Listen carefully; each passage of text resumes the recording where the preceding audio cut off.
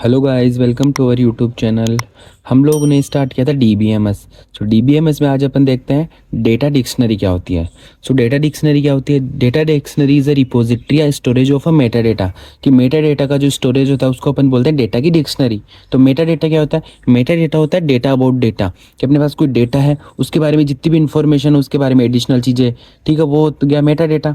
सो उसको स्टोरेज का जो काम हो गया उसकी रिपोजिटरी को अपन बोलते हैं डेटा की डिक्शनरी, ठीक है। So it contain definitions, descriptions and details of data elements in a database. कि डेटाबेस में जो डेटा है ना उसकी डेफिनेशन क्या है, उसका डिस्क्रिप्शन क्या है, उसके बारे में डिटेल में जितनी भी चीज़ें हैं वो किस में होती है? डेटा डिक्शनरी के अंदर, ठीक है। It help users, database administrators and application developers to understand the structure and meaning of a data. किसमें काम आती है डेटा डिक्शनरी? ठीक है, to help the users to and database administrator and application developers, किसके लिए?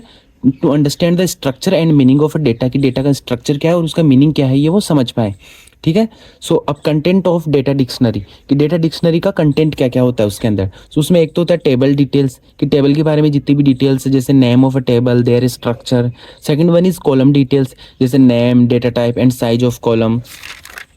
थर्ड वन इज कीज, क्या है? कीज। कीज जैसे प्राइमरी की है, फॉरेन की, कैंडिडेट की, इन सब के बारे में इंफॉर्मेशन। देन रिलेशनशिप्स, जैसे लिंक्स बिटवीन टेबल्स, के एक दो टेबल्स एक दूसरे से लिंक है तो कैसे क्या है वो। कॉन्स्टेंट्स एंड रूल्स, जैसे इंटीग्रेटेड रूल्स, डिफॉल्ट वैल्यूज, वो सारी चीज़ें। And access permissions, who can access the data. तो ये सारी चीज़ें किसमें होती हैं? डेटा डिक्शनरी के अंदर। अब अपने पास है types of data dictionary. So we have two types of data dictionary, active data dictionary and passive data dictionary. So first one is active data dictionary. So built into DBMS and automatically update whenever the database structure change. कि जब भी database structure change होगा तो active dictionary automatically change हो जाएगी, automatically update हो जाएगा, ठीक है।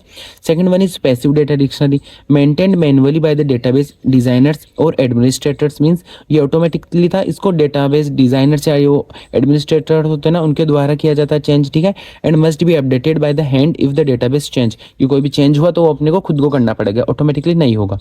तो ये होती है अपने टाइप्स ऑफ डेटा डिक्शनरी। अब सेकंड टॉपिक आज के वीडियो में हम पढ़ेंगे वो है नॉर्मलाइजेशन। कि नॉर्मलाइजेशन क्या होता है? So normalisation is a systematic approach to organise data into a database to reduce the redundancy and eliminate the undesirable characteristics such as insertion, update and deletion and anomalies. Means normalisation क्या हो गया? वह approach जिससे अपन database में data को organise करते हैं, ठीक है।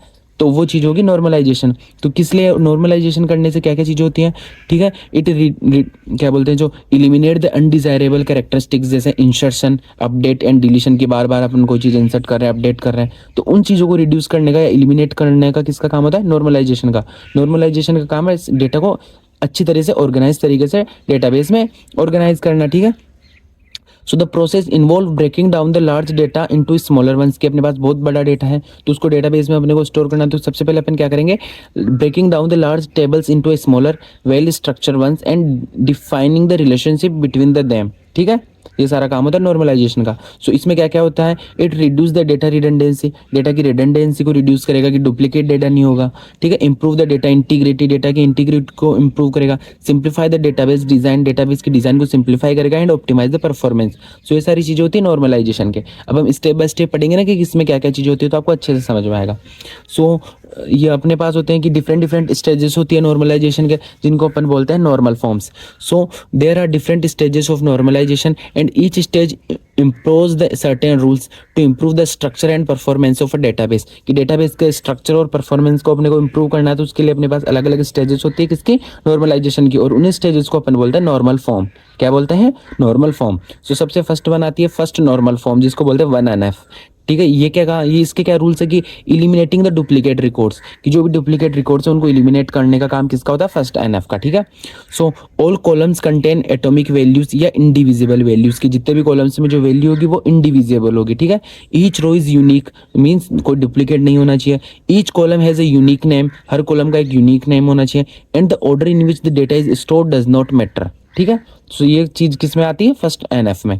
तो ये चीजें फॉलो करेंगे तभी जाके डेटा और एक ऑर्गेनाइज वे में स्टोर होगा डेटाबेस में। फिर सेकंड वन होती है सेकंड नॉर्मल फॉर्म, जो आती है फर्स्ट एनएफ के बाद, कि हाँ फर्स्ट एनएफ में तो है सारी चीज़ें, अब एक्स्ट्रा चीज़ें क्या ऐड कर रहे हैं। सो सेकंड एनएफ क्या बताती है आपको, इलिमिनेटिंग द पार्शियल डिपेंडेंसी, कि जो पार्शियल डिपेंडेंट है उनको इलिमिनेट करना। ये तो इसमें जाने से पहले फर्स्ट क्या होता है, satisfy the condition of first NF, कि आपको सेकंड एनएफ में आना तो पहले फर्स्ट एनएफ की सारी कंडीशन सेटिस्फाई करनी चाहिए। एंड उसके अलावा एक्स्ट्रा क्या है कि no partial dependency means non key attribute should depend on the whole primary key, ठीक है। फिर आता है अपने पास थर्ड एनएफ। अब थर्ड एनएफ में आने के लिए सबसे पहले तो सेकंड एनएफ की सारी कंडीशंस को फॉलो करनी चाहिए। सो इसका क्या काम है कि इलिमिनेटिंग द ट्रांजिटिव डिपेंडेंसी, क्या काम है, eliminating the transitive dependency means must be in second NF, तो पहले तो सेकंड एनएफ में होना चाहिए। और फिर नो ट्रांजिटिव डिपेंडेंसी मींस कि non key attribute should not depend on another non के एट्रीब्यूट, ठीक है, कि जो नॉन के एट्रीब्यूट है वो दूसरे नॉन के एट्रीब्यूट पे डिपेंड नहीं करने चाहिए। फिर आता है Boyce means Boyce Codd normal form, जिसको अपन बोलते हैं बीसीएनएफ। क्या BCNF, Boyce Codd normal form, ठीक है, बॉयज कोड नॉर्मल फॉर्म। ये क्या होता है, स्ट्रॉन्गेस्ट फॉर्म ऑफ 3NF, कि 3NF है ना, इसी का स्ट्रॉन्गेस्ट फॉर्म होता है बीसीएनएफ, ठीक है। मस्ट बी इन 3NF, की बीसीएनएफ में जाने के लिए फर्स्टली 3NF में होना चाहिए। And for every function dependency, जैसे एक्स वाई पे डिपेंडेंट है, x should be A super की, अगर ये इस पे डिपेंडेंट तो ये सुपर की होना चाहिए, ठीक है। सो ये कौन बताता है आपको, boy code normal form BCNF, ठीक है। फिर अपने पास आता है फोर्थ एनएफ, ठीक है, फोर्थ नॉर्मल फॉर्म। ये क्या, इसका क्या काम है, removing multi valued dependency. So इसके लिए भी it is already in BCNF, fourth NF में होने के लिए सबसे पहले इसको बीसीएनएफ में होना चाहिए। And it has no multi value dependency except for candidate key, कि कैंडिडेट की के अलावा दूसरी कोई मल्टी वैल्यू डिपेंडेंसी नहीं होनी चाहिए। इसका मीन्स क्या हुआ कि no column should contain multiple independent values, ठीक है। And each fact in a table should represent only one relationship between the attribute.